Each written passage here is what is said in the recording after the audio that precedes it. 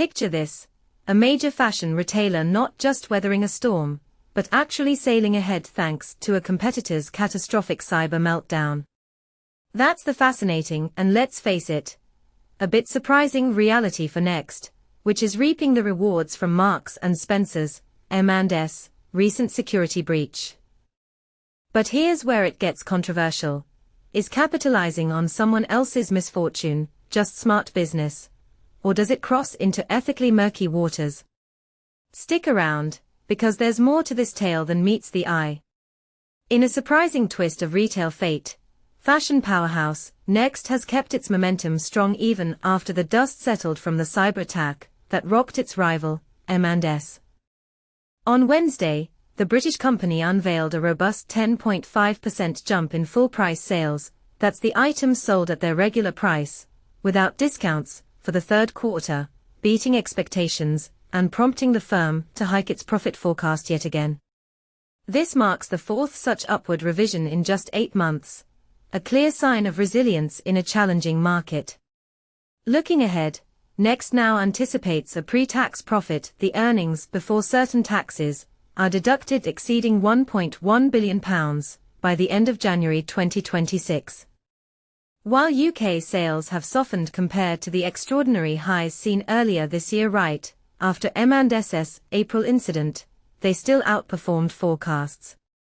The retailer noted that favorable weather and competitor challenges had supercharged its first-half performance, yet even without those boosts, UK growth clocked in at a solid 5.4%, ahead of expectations. In simple terms, this means Next sales in the UK grew by more than anticipated, proving the brand's appeal even in tougher times. Consumer expert Kate Hardcastle from Insight with Passion appeared on BBC Breakfast to shed light on this phenomenon, explaining that much of Next's success stems from M&S's struggles. Some of the success this year has certainly come from Marks & Spencer's very challenged times with its cyber attack, she said. They were on a huge fight back in terms of their apparel department. Hardcastle added that Next effectively picked up the benefit as shoppers shifted away from M&S amid the chaos. To put it in everyday terms, when one store is out of action, customers naturally look elsewhere, in this case, flocking to Next for their fashion needs. Recall the April cyber attack on M&S, which you can read more about in this BBC article. https://www.bbc.co.uk/news/articles/C0L31NQNPVO. The breach disrupted operations severely, halting online orders, click-and-collect services, and limiting stock in physical stores. It took until June for fashion items to become available for home delivery again, and M&S even admitted that some customers' personal data was compromised during the incident. Imagine the frustration for shoppers, your favorite store suddenly inaccessible, leading you to explore alternatives.